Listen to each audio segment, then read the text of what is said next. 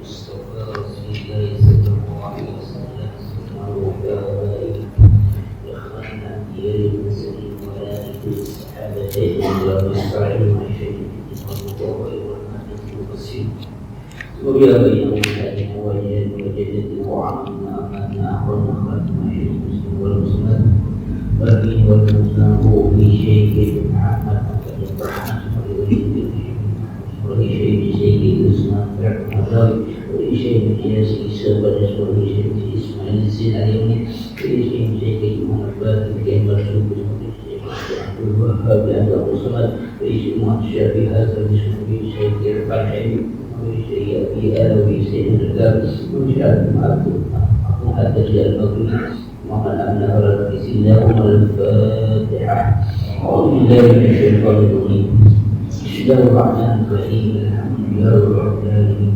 الرحمن الرحيم مالك يوم الدين إياك نعبد وإياك نستعين صراط المستقيم صراط الذين أنعمت عليهم غير المغضوب عليهم ولا الضالين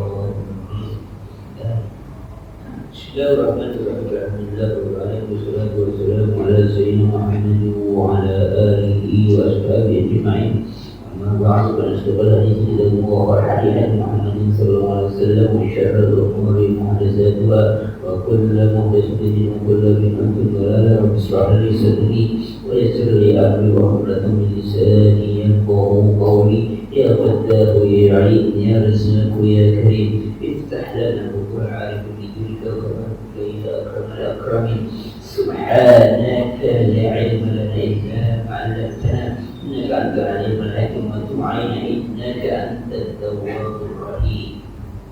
بسم الله الرحمن الرحيم. قال المؤلف رحمه الله ونفعنا به وبه آمين. ثم قال وجدك ضالا فهدا أي وجدك تائها عن معرفة الشريعة والدين فهداك إليها كقوله تعالى ما كنت تدري ما الكتاب ولا الإيمان ووجدك dan Allah mendapati kau dhalan sesat bahaya maka kemudian Allah memberikan petunjuk kepada ai wajadaka taihan an ma'rifati syariah artinya Allah mendapati kau belum mengetahui dari syariat berdiri dan agama maka kemudian Allah berikan kepada kau ilaiha pada syariat tersebut.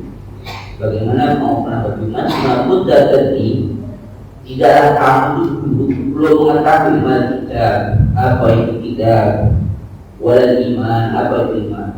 Kemudian Allah berikan Qala Imam al-Jalal Jalaluddin Asy'uti al-Mahali ay wajadaka dhalan amma anta 'ala min syari'ati ba'da ilaiha. Imam Jalaluddin al-Mahali dan Imam Asy'uti mengatakan artinya wajadaka dhalan amma anta 'ala Allah mendapati kau sesat apa yang kau saat ini berada di syariat dari syariat bahada ilaiha kemudian Allah berikan petunjuk kepada engkau. Wakila dhalla fi ba'di syi'abi man kata huwa sagiru faraddahu Allah ila jaddi. Ada yang mengatakan yang dimaksud adalah dhalla fi ba'di syi'abi man kata Rasulullah pernah tersesat di Syi'ab kota Makkah. Syi'ab itu gang antara bukit dengan bukit Syi'ab. Ya, kalau di Mekah itu kan wilayahnya perbukitan. Ya, jadi antara bukit-bukit itu namanya ada Syekh Ali, ada Syekh Umar itu sering artinya yang dilewati Syekh. Ya, kalau yang di Minyak itu wadi lembah. Kalau ini bukit antara bukit itu namanya wadi lembah. Misalnya kayak Makkah itu lembah wadi. Kenapa? Karena sini perbukitan, tapi kalau antara gunung dengan bukit karena itu kayak kita itu namanya Syekh. Jadi Rasulullah pernah waktu kecil nyasar istilahnya, ya nyasar, kemudian faraddahu Allah ila jaddi, kemudian apa? Dikembalikan kepada kakeknya. Berarti kan usia Rasulullah kita 6 tahun ya, 6 tahun masih kecil, main-main kesasar dari sini. Itu ada yang mengatakan kata dhalan itu ya. Qala al-Quhayyan la anhu ala dhalali alladhi yuqabilu huda. Tidak mungkin kalau dhalal itu lawan dari huda, lawan dari petunjuk. Kenapa? Li'anna al-anbiya'a maksumuna min dzalik. Karena para nabi semuanya maksum dari semua itu. Artinya dari kesesatan yang dimaksud kesesatan dalam pengertian lawan dari petunjuk, maka itu nggak mungkin. Oleh Muhammad dibuat dalam huwa visi berfizial Makkah. Nah ini yang dikatakan, ini sesatnya Ibnu Abbas mengatakan ada waktu kecil tadi. Seperti pendapat Ibnu Hajar sebelumnya, pendapat yang mengatakan bahwa Rasulullah tersesat di gang di Syekh pada Makkah. Wakila walau huwa ma'amini fi Syam. Ada juga yang mengatakan Rasulullah pernah juga tersesat pada waktu bersama pamannya waktu menuju Syam. Ya, Syam itu pernah, ya walaupun isinya bolak-balik, ya mungkin pernah tersesat. Jadi perdebatan para ulama tentang arti dhalalan. Nah ini kan kenapa kemudian para mufassir banyak menafsirkan tanda kutip membela kepada keadaan Rasulullah, karena ada orang yang ya bukan hatinya nggak senang sih. Jadi ketika dia paham Al-Quran, pengertian paham itu tahu bacaannya, tahu artinya, kemudian mereka mengatakan dhalal itu sesat. Jadi Nabi duanya sebelumnya itu sesat, gitu. Sedangkan bagi para ulama muslim, para mufassir, nggak mungkin Nabi sebelumnya sesat. Apa yang maksud sesat?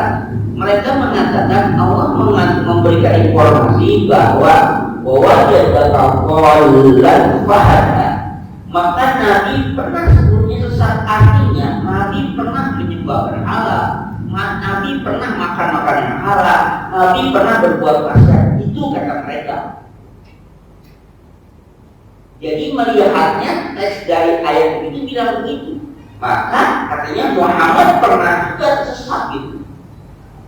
Nah ini kemudian dibantah oleh ulama-ulama muslim bahwa Nabi tidak pernah tersesat apa yang mereka maksud dengan sesat macam itu.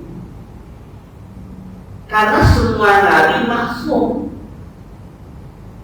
terpelihara dari perbuatan semacam itu.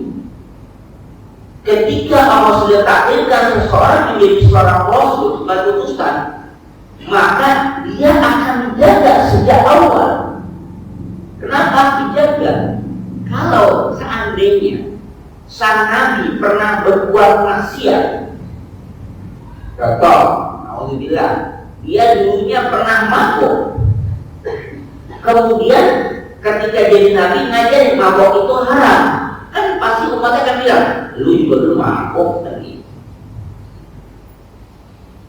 Dulu kan tukang mabuk juga, kan gitu. Nah, maka nggak mungkin.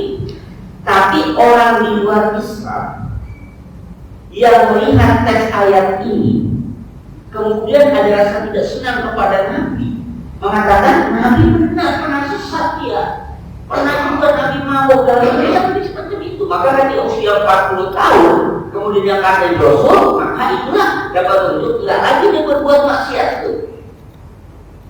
Ini semua dibantah oleh para ulama mufassir yang mengatakan bukan itu yang dimaksud dengan dhalal lawan hidup, bukan itu.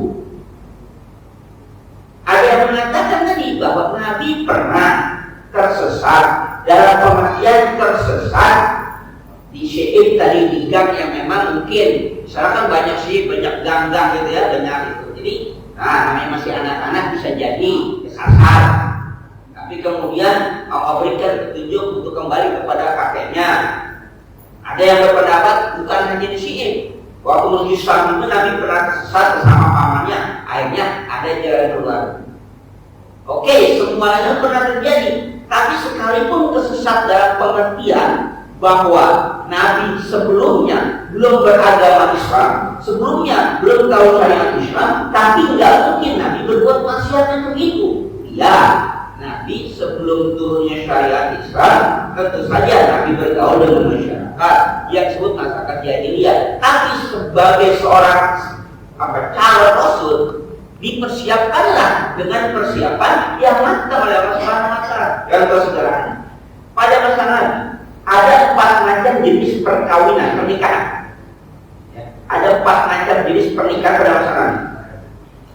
Jenis yang pertama, ini semua ini dilakukan oleh masyarakat jahiliyah pada saat itu. Semua ini dilakukan dan semua itu legal, ilegal, biasa mereka kerjakan dan itu bukan dianggap aib. Ada 4 macam. Pernikahan yang pertama jenisnya adalah kalau ada seorang perempuan dia udah punya suami. Nah, mungkin suaminya nggak pede pada dirinya sendiri gitu.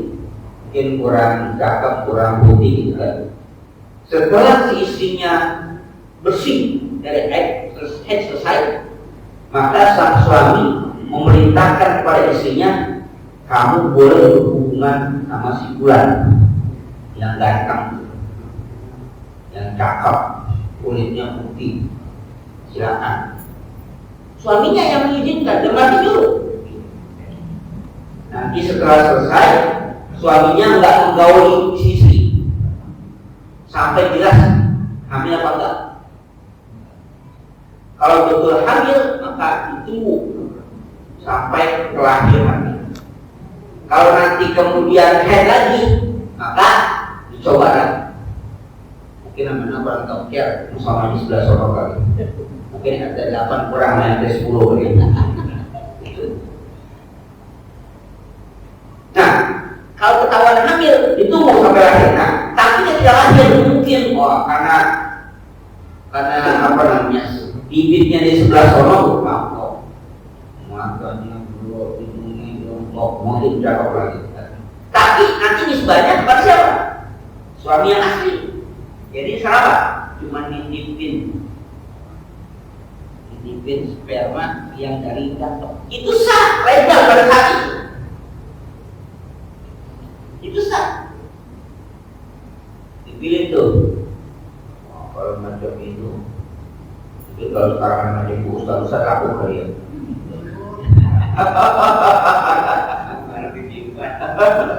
Nitipnya biar nanti saya punya anak kayak ustaznya.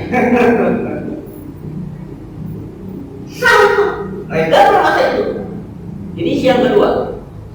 Kalau ada seorang wanita pengen menikah, maka dia kasih tanda di depan pintu rumah. Ada yang nikah bendera, kasih bendera, ada bendera. Nggak usah disebut warnanya, sebutin. Kalau sebut warnanya Pak, kalian kasih dulu, karena ini masih kampanye. Warnanya ada warna. Nah, orang kalau dibaca dia lihat bendera ada bendera itu tahu, berarti ada yang mengawin. Maka masuklah antara 3 sampai 7 orang. Nah, itu mohon maaf, bergiliran tuh. Bergiliran ya, selesai kita. Nah, nanti kalau ketahuan si perempuan hamil, ditunggu sampai lahir. Ketika lahir, lihat anaknya mirip yang mana. Yang 7 kemarin udah 7 orang udah pernah nyobain, dilihatin. Yang mirip siapa, dia di bapaknya. Dan dia jadi suami. Dan nggak boleh nolak, itu udah catatannya udah. Dan nggak boleh nolak, itu udah catatannya. Yang repot, matanya mirip yang ini, hidungnya mirip yang ini, yang repot itu. Itu sah, legal. Yang ketiga, lebih dari 7 sampai 10 orang, boleh coba 10 orang. Nah, setelah coba 10 orang selesai, sang perempuan boleh menetapkan dari yang 10 ini, siapa kira-kira yang saya mau jadikan suami saya, kamu aja deh. Nggak boleh nolak. Jadi dari 10 udah nyoba semua, kamu aja deh jadi suami saya, cocok mungkin apa lebih gagal, lebih dalam aja boleh. Cobain dulu. Yang keempat, jenis pernikahannya jenis pernikahan yang seperti sekarang. Ada maharnya, ada mas kawinnya, ada ijab kabulnya, yang seperti sekarang. Dari jenis pernikahan macam ini, yang Nabi lakukan adalah jenis pernikahan yang keempat tadi. Makanya ketika Nabi menikah dengan Siti Khadijah, itu kan belum jadi seorang Nabi, masih usia 25 tahun. Sedangkan Rasul menjadi Nabi usia 40 tahun, 15 tahun sebelum jadi Nabi. Berarti syariat yang mana digunakan? Dari yang empat macam itu, Nabi menggunakan yang mana? Yang keempat. Berarti Nabi ketika menjadi seorang suami dari Siti Khadijah, ketika menjadi seorang Rasul, itu nggak nikah lagi, udah sah nikah yang itu. Artinya Nabi pilihannya sudah pas, dan itu bukan perlindungan Allah Subhanahu wa Ta'ala. Memang Nabi juga riwayatnya pernah diajak mau main main ke pasar. Ada pekan raya kayak namanya, ada pasar di mana di situ ada adu ketangkasan, mabuk segala macam biasa. Tapi pernah diajak namanya masa-masa remaja dengan teman-temannya, diajak. Tapi malaikat Jibril lindungi dengan bermacam-macam sebab. Ada riwayat Nabi ketiduran. Kalau diceritanya di riwayatnya itu bukan ketiduran, Nabi itu ditiup oleh malaikat Jibril supaya tidur. Jadi akhirnya apa? Nggak berangkat. Itu untuk penjagaan. Kenapa? Kalau nanti Nabi terlibat dalam maksiat macam itu, nanti repot untuk urusan apa? Jadi seorang Rasul pernah maksiat. Jadi kalau kita husnuzan pada Allah Subhanahu wa Ta'ala terhadap segala sesuatu daripada kita, itu akan tenang. Dan kadang-kadang kan tidak apa, sesuatu yang kita rencanakan tidak sesuai dengan apa yang kita inginkan. Kadang-kadang kesel. Padahal mungkin saja itu merupakan apa? Merupakan petunjuk Allah menjaga kita supaya tidak jatuh terjerumus ke jurang yang membahayakan. Ya, pernah kan dulu ada peristiwa yang mau bilang pesawat jatuh, ya kan? Lalu ada penumpang yang namanya sudah terdaftar di situ, di manifestasi sudah ada namanya dia, bahkan ya dia sudah dianggap ini sudah check in, ternyata nggak bisa terbang. Kenapa? Karena belum vaksin. Kenapa ya? PCR ya, vaksin. Dan sedangkan itu 3 vaksin PCR itu jadinya besok, nggak bisa saat ini juga. Ya, kesel, marah, segala macam dilampiaskan, ngamuk. Yang udah beli segala macam, tapi nggak bisa terbang karena surat keterangan vaksinnya nggak bisa keluar. Besok baru keluar ada 24 jam. Ngamuk kan? Ikan angus segala macam itu. Tapi apa yang terjadi ketika beberapa menit setelah pesawat mau dilakukan terbang, hilang kontak, jatuh. Ya. Bagaimana perasaan? Senang apa sedih?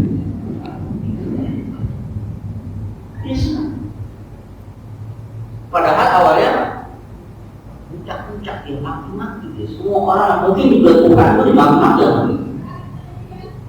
Mungkin Allah itu sama dimarahin, mungkin itu marah-marah juga itu berarti.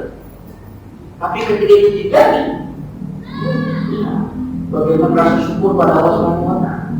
Ternyata Allah menjaga dia dengan cara, jadi penjagaan Allah itu dengan cara yang macam-macam. Maka kita jangan diberitakan tidak selesai pada Allah Subhanahu wa Ta'ala. Tapi di balik itu semua kita nggak tahu apa yang Allah akan berikan pada kita. Tahu berapa yang ada kasus apa? Tampung mas 2 yang mungkin kaki-kaki lah. Orang tua sekarang ada yang dia tahun 9 berapa dia tidak apa-apa bilang tampung mas kapal pesiar pertama di Indonesia kan, yang kapal mewah itu yang tenggelam di laut, akhirnya wafat semua itu, nggak ada yang tertolong. Berapa ratus itu kan kapal pesiar yang mewah pada saat itu, apa itu berapa ratus saya lupa. Karena yang itu ada riwayat itu satu keluarga. Jadi keluarga itu bapaknya, emaknya, keluarga. Jadi ini anak disuruh beli tiket gitu untuk naik kan viral, kalau kamu naik viral itu sangat mewah banget. Ini tuh anak kalau bangsa orang itu tumpulan dulu, tak. Sampai akhirnya pas dia mau beli habis tiket.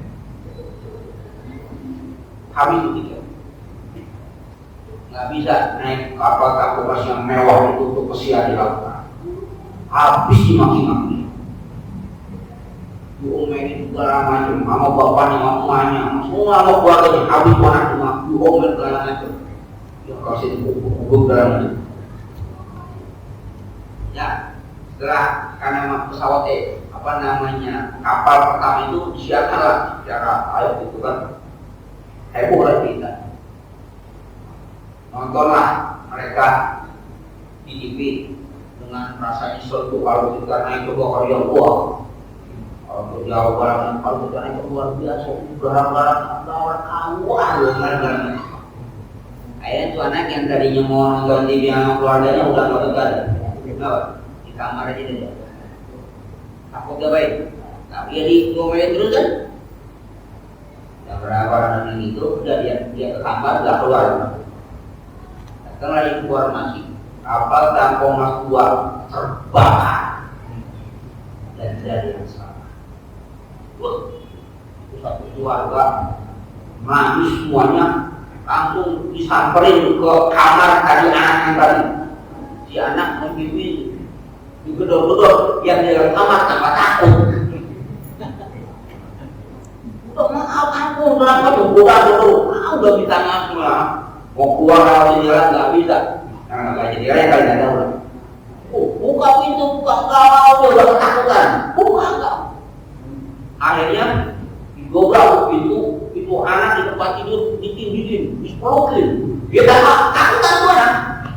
Udah minta maaf barang macam, nangis semuanya. Saat mau nangis, dia bingung.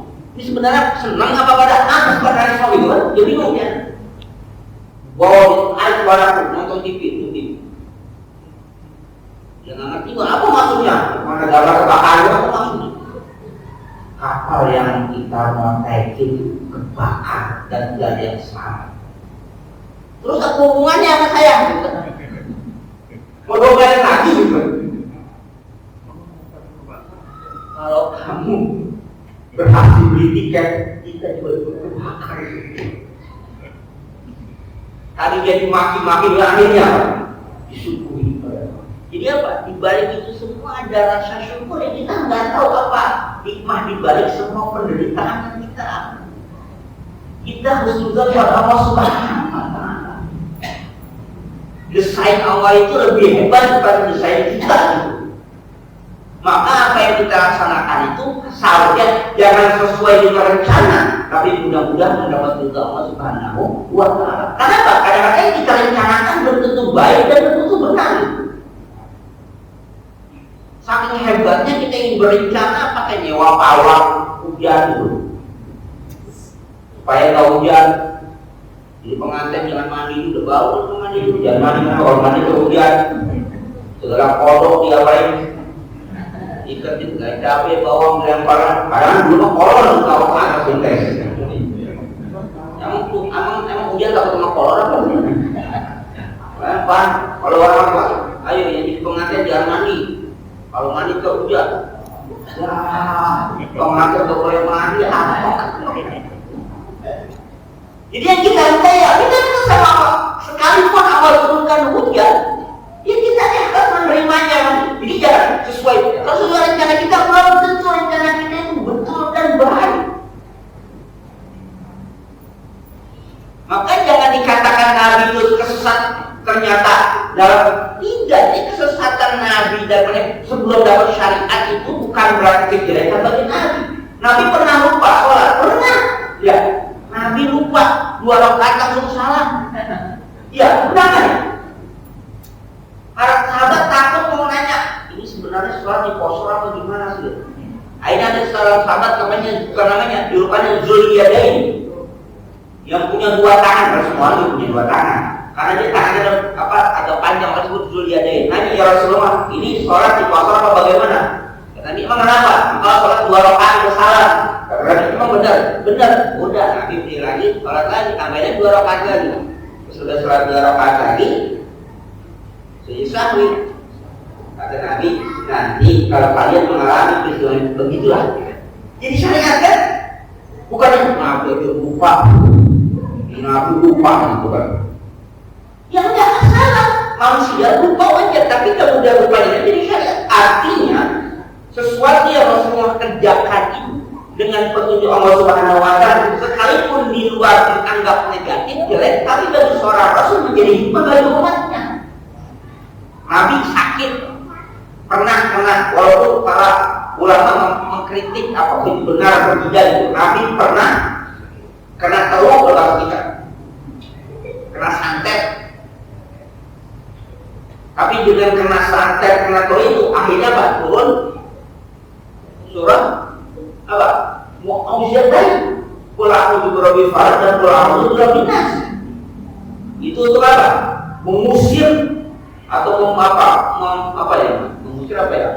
membalikin atau menangkap dan sembuh. Maka kemudian Al-Falaq dan An-Nas menjadi apa? Menjadi ajimat bagi kita untuk menangkal itu semua. Jadi hikmahnya ada. Nah, orang-orang yang di luar Islam melihat figur Nabi ini untuk bahan cerahan dan etika. Tapi bagi kita, apapun yang terjadi Rasulullah merupakan uswah hasanah. Laqad kana fi Rasulillahi uswatun hasanah. Sekalipun dia dikatakan jelek di mata manusia, tapi uswah bagi kita. Kenapa? Menjadi sumber hukum, menjadi dalil. Nabi lupa akhirnya apa? Ada sujud sahwi. Coba kalau Nabi nggak pernah lupa kayak macam itu, dia tahu sujud sahwi. Padahal kita yang banyak lupa. Anda beri sujud sahwi dan ya. Nabi sakit, nggak bisa sholat berdiri. Nabi duduk, ada adanya. Oh, ternyata kalau sholat duduk itu begitu. Ada tata caranya. Ya gara-gara Nabi sakit nggak bisa berdiri, sholatnya duduk. Oh begitu sholat duduk. Sekarang banyak yang sholat duduk, walaupun nggak sakit.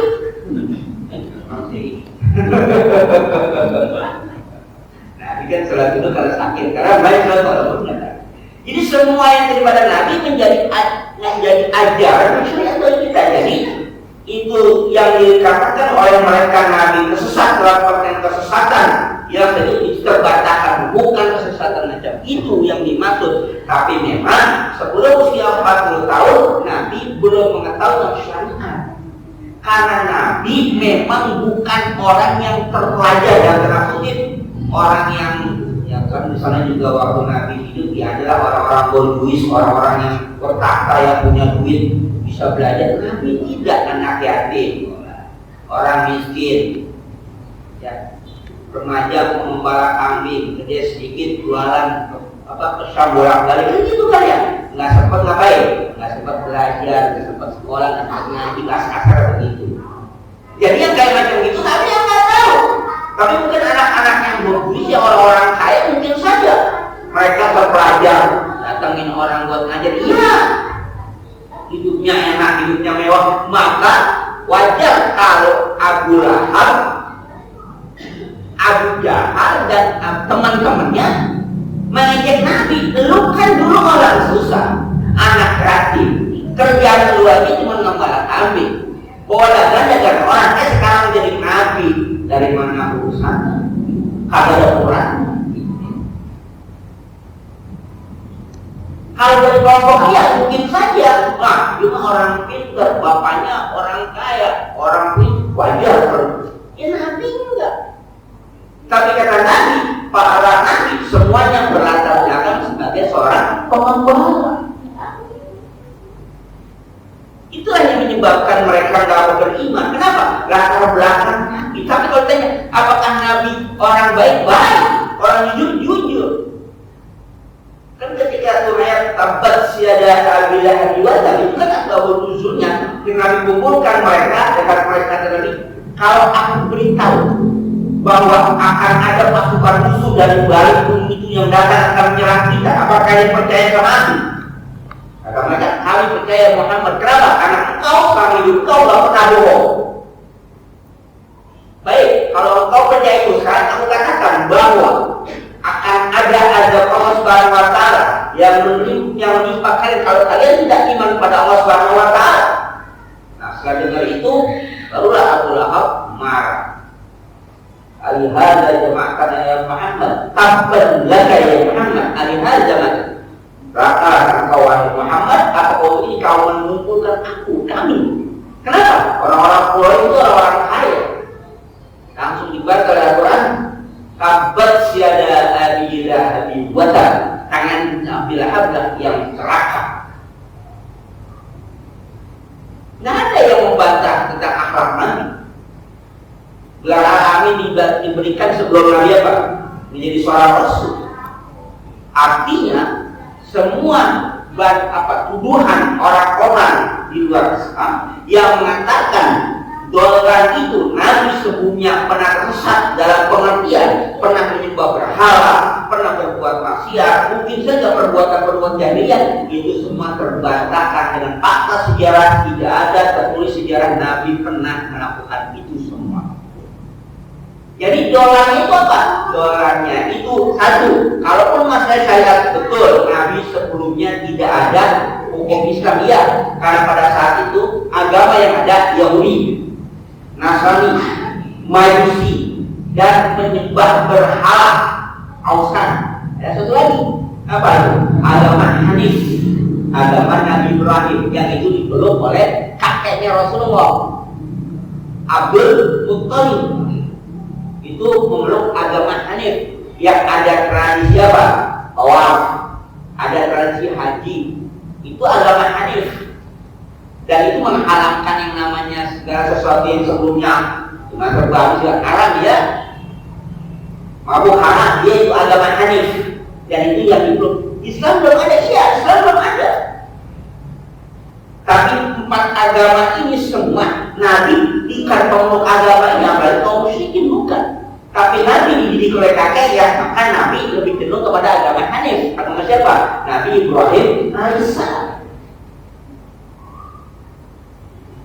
Nah, semua terbantahkan. Kata-kata dalamnya para ulama adalah dolan itu bukan itu.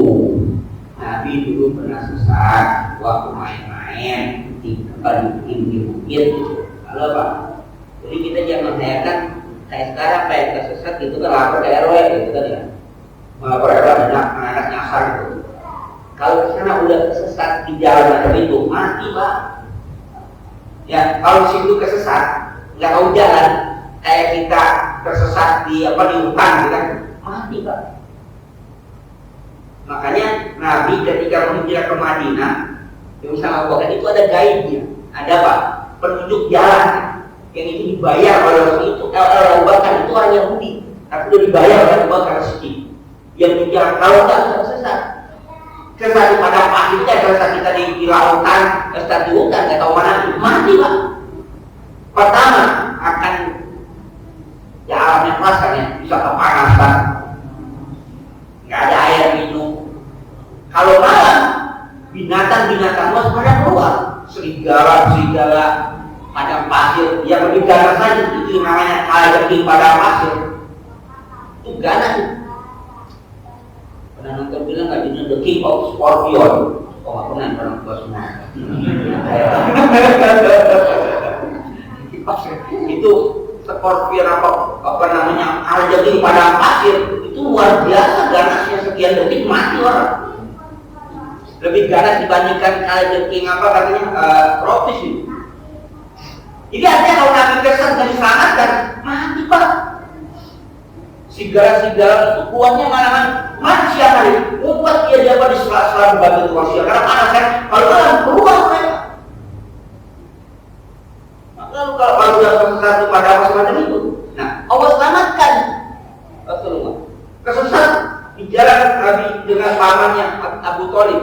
Kalau nggak tahu jalan, mati juga. Maka di dalam kerja itu ada yang disebut dengan marhalah. Atau mengarahkan kita bisa kosong jam itu ketika dua marhalah.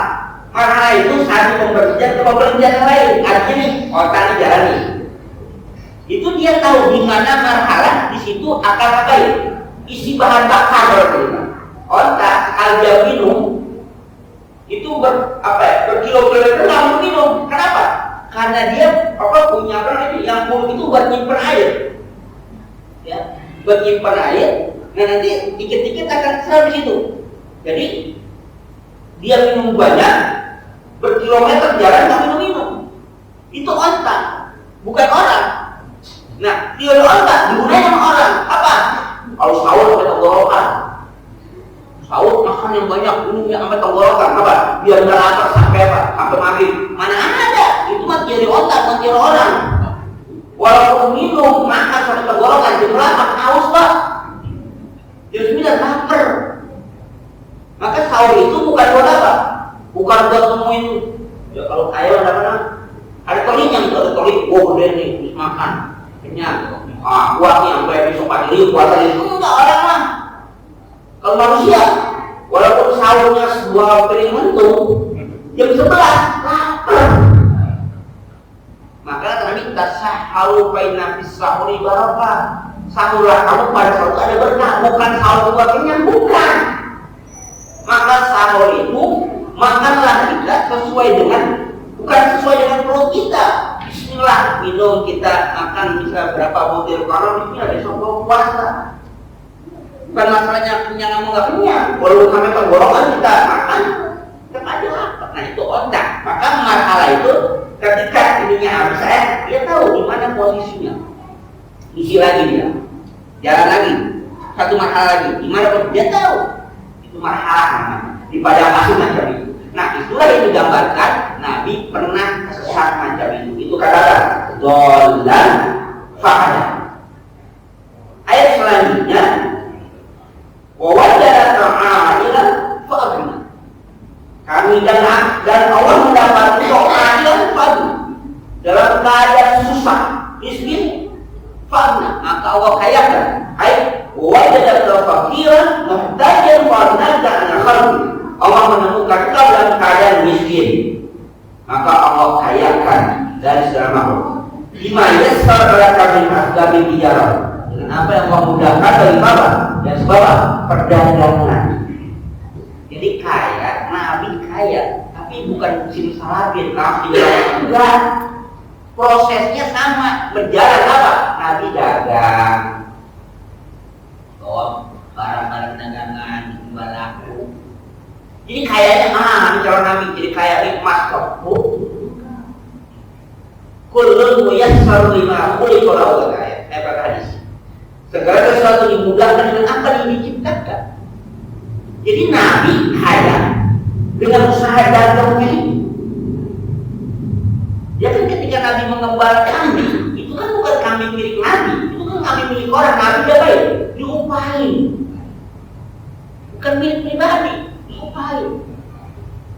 Yang punya orang-orang kaya. Jadi yang mengangon itu orang-orang miskin yang mengangon itu bukan orang kaya. Kadang-kadang itu salah. Orang kaya nggak nyupir, yang nyupir orang miskin. Orang kaya kenapa pakai safari, pakainya pangkopel, kayak mobil-mobil Alphard. Itu mah supir. Orang kaya di sebelah tuh yang pendek, kayak juga lebih dia, kayak oblong. Nah itu yang punya tuh. Yang pakai safari, buang pakai pantauan, itu mah supir doang, gajinya sebulan. Yang punya mobil mah nggak begitu. Pas turun, nggak jemput, karena kolor, pakai kaos oblong, pakai pet, dompetnya nggak tebel. Kagak, dia mah nggak pakai dompet tebel mah orang susah. Kenapa? Isinya yang buruk. Orang kaya mah nggak bawa duit. Tinggal gesek doang, nah kita gesek habis bakar. Nah dia miskin, tapi Allah kayakan dengan cara alamiah, bukan dengan cara dia mau mengajar, enggak, ada sebabnya. Dibuli saya itu sebab, segala sesuatu punya sebab. Nah, digampangkan Nabi ngangon kambing. Ngangon kambing gampang, susah kalau kita orang kambing. Kalau kambingnya mati, ya ganti. Nah, bagaimana kalau bisa ngangon kambing kemudian kambing bisa sehat, bisa selamat? Ngangonnya ya kita bayar 1-2 ekor pak. Yang namanya ngangon kambing dia itu apa? bisa ratusan. Giringnya itu satu wadi itu, satu lomba itu bisa milih satu orang itu di amal itu. Wadi itu lombanya itu dibuat ekor kambing itu ya ngangol itu ya harus tahu selamat nggak selamat itu kambing. Kalau hilang ganti. Sama juga jaga juga sama. Tapi dengan kejujuran Nabi dia dipercaya adalah oleh Siti Khadijah membawa dagangan. Dulu ada yang menghina Nabi dengan kata Muhammad itu memang maaf ya disebut kiper sepuluh. Kenapa? Itu ada yang bilang begitu dengan saya dengan sendiri. Pergi dagang aja, pergi dagang dan maka kesan jauh. Itu harus ditemani dengan perempuan. Itu ada seorang yang temenin Nabi. Itu adalah pembantunya Khadijah, namanya Maisarah. Nabi itu, bilang kalau orang nggak baca sejarah nggak tahu. Dia bilang Maisarah itu perempuan. Yang Maisarah perempuan apa saya? Maisarah itu bukan perempuan. Mentang-mentang ada margutongnya itu ada kodenya Maisarah perempuan. Tolah juga ada margutongnya bukan perempuan. Dikata Maisarah itu perempuan, bukan perempuan. Ini Abi itu proses pergi dalam aja itu nama perempuan tuh, namanya Maisarah. Kenapa dia bilang logo yang penting melihat masa namanya Maisarah, bukan perempuan. Ada beda. Gak ada sejarah. Itu kalau orang di hatinya udah nggak suka itu udah gelap gitu ya, ada aja yang terang-terang ya. Nah, oleh karena itulah maka Allah memberikan kekayaan pada Nabi bukan cara sulap gitu salabi loh jadi kaya loh enggak, tapi apa? Usaha Nabi, dagangannya lancar, membara kami pun lancar. Itu menjadi jadi ada sebabnya.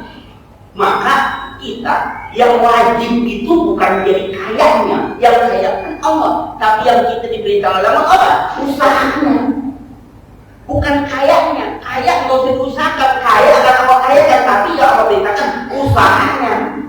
Ibtighah yang mencari rezeki, mencari nafkah itu yang perintahkan. Nah, jalan itu ditempuh insya Allah menjadi kaya. Kalau pikirannya cuma kaya doang, nggak usah nyatu,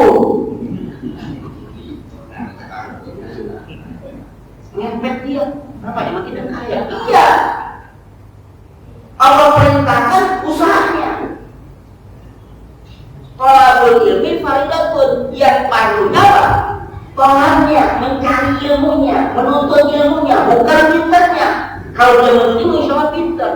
Tapi orang sekarang mereka menuntut ilmu itu nggak penting, yang penting pinternya akhirnya biasa masuk. Yang penting kan prosesnya. Man salah al-tariqah yaltamis bi'ilman sahala al-tariqah ilal jannah. Siapa orang yang menempuh jalan untuk menuntut ilmunya. Jadi sekarang masa kita, gua udah aki-aki ngaji mulu, jadi ustaz kagak. Ya kan itu ya, sebab kita nggak diuruskan. Jadi kayak kagak mau ngapain ya? Bukan masa jadinya, tapi kewajiban kita untuk ilmunya. Maka duduk di sini. Kan kalau orang sekolah yang dapat ijazah gitu ya, apa dapat jabatan atau dapat kerjaan, ya gua sekarang ngapain? Isi formulir udah ada nggak di sini? Isi formulir nggak ada, formulir nggak ada. Ada pennya? Nggak ada. Bayaran apa lagi? Nggak bayar. Terus mau ngapain? Melaksanakan kewajiban.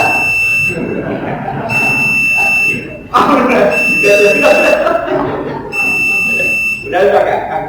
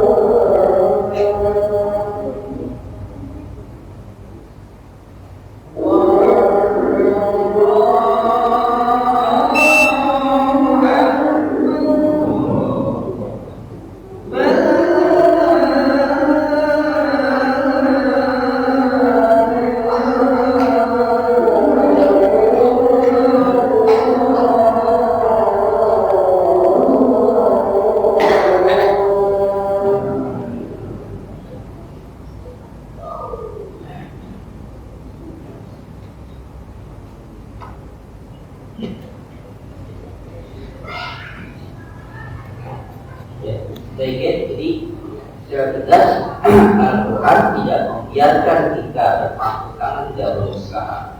Maka yang disalahpahami dengan wamanya tadilah yaitu maksudnya wa yarzuqhu min haitsu la yahtasib.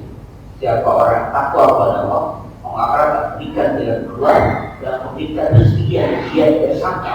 Takwa itu intisal awamillah wa istinabuna, laksanakan perintah Allah. Perintahnya untuk kerjakan urusan kain Allah ditakdirkan. Pintar untuk ilmu belajar, tak pintarnya Allah yang takdirkan. Kita diperintahkan itu apanya? Kita kakinya laksanakan perintah. Laksanakan perintah Allah yang akan melaksanakan dia apa? Tadi dia dulu min haitsu la kasih summa qala fa amma yatim wa la taqwa wa su'al fatihah.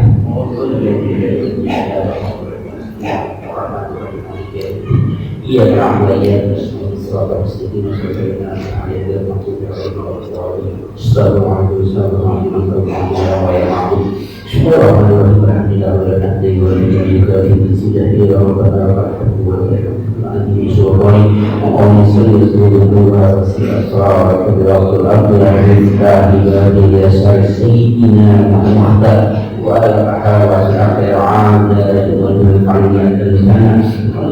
ما ينفعنا وارزقنا علما ينفعنا وزدنا علما نقول نعوذ بالله من علم نافع وقد نزلنا قبل قلبنا ورسالة وقال سجدنا ولكي نزيل المعصية على البيت الوارد في أولاد صالحا فقيها عريفا مجيبا عالما توفيقا لنا من أرحم الراحمين. اللهم الحق حقا اتباعا والباطل باطلا وصدنا بمن حل ومحكوما وتبرع معصوما ثابت قلوبنا لمن حمد سله واستعمل سنة سله وتوفنا لا نرسله وسرنا في سنة ويدخلنا سلطة حبك حبا ما يحبك حبا ما يقال لحبك ومن على حبك حتى إلينا من المال فإن اسمع وتقبل منا إنك أنت الرحيم وإنك أنت الرحيم وآتنا في الدنيا حسنة واغفر لنا حسنة من عذاب النار وصلى الله على سيدنا وعلى آله وصحبه وسلم معجة يا مجدون سلام سليم والحمد لله رب العالمين.